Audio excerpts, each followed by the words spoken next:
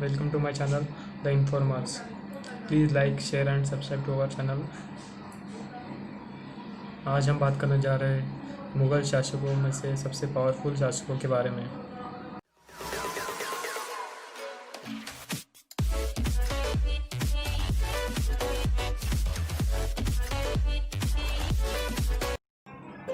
औरंगजेब के बाद जिस शासक का हम खास करके नाम लेते हैं वे थे शाह आलम प्रथम। वे बादशाह औरंगजेब के प्रथम पुत्र थे।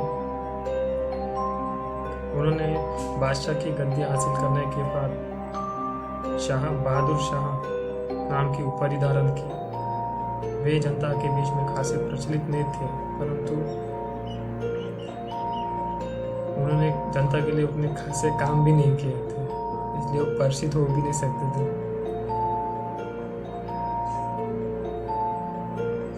परंतु बादशाह मुगल बादशाह होने के नाते उनके नाम की दखल देना हमारा एक कर्तव्य बनता है।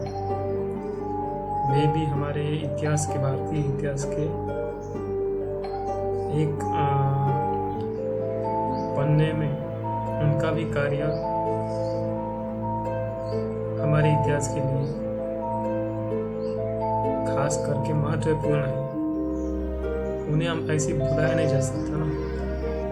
आप सोचेंगे कि मुगल साम्राज्य में ऐसे सभी राजे, महाराजे, सम्राट सभी ऐसे चयनीय इलाके थे। औरंगजेब के बाद किसी भी राजा में इतना दमखम नहीं था कि वो अपने साम्राज्य को, अपने मुगल साम्राज्य को बचा सके, या फिर मराठा, आदिलशाही आदि उनकी इतरत्र शत्रुओं से अपने साम्राज्य के बचाव कर सके।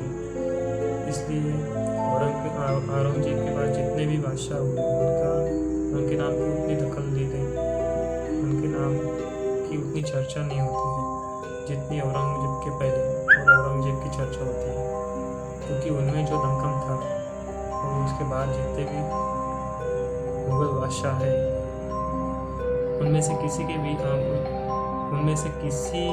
बादशाह में उतना दमखम नहीं था जो उसके पहले जितने भी बादशाह हुए थे उनमें था।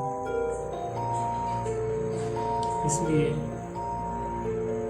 आप ये वीडियो में देखेंगे कि जितने भी मैं बादशाह बोल रहा हूँ सभी चयनीय विलासी, बहुविलास में लिप्त, किसी का भी राज्य के प्रति थोड़ा सा भी राज्य के प्रति, राज्य की प्रजा के प्रति थोड़ी भी चिंता, या फिर उन्होंने राज्य की प्रजा के प्रति कोई भी अच्छा काम, या फिर कह लें, या फिर उनकी भलाई के लिए कोई भी कार्य नहीं किया। बहादुर शाह के बाद आए जानदर शाह। जानदर शाह ने 1712 से लेकर 1713 तक भारत की राजगद्दी पर अपनी हुकूमत जमाई। अपनी 1 साल के शासनकाल में अपनी विलासी और चयनीय प्रवृत्ति के चलते उन्होंने भारत के लोगों के प्रति, अपने राज्य के लोगों के प्रति और अपने राज्य के प्रति कोई खास कार्य नहीं किए। फर्रुखसियार के साथ हुए युद्ध में उनकी मृत्यु हो गई थी। जानदर शाह के बाद के बादशाह थे फर्रुखसियार ने 1713 से लेकर 1719 तक भारत की सरजमीन पर राज किया। इस बीच 1717 में अंग्रेजी ईस्ट इंडिया कंपनी को इन्होंने शुल्क मुक्त व्यापार की अनुमति दे दी। इसी अनुमति के चलते आगे अंग्रेजी सत्ता ने भारत के अंदर पैर फैलाना शुरू कर दिया था। ये वही फर्रुखसियार है जिनकी वजह से अंग्रेजी सत्ता उसके बाद 250 साल तक भारत के ऊपर राज करने वाली थी।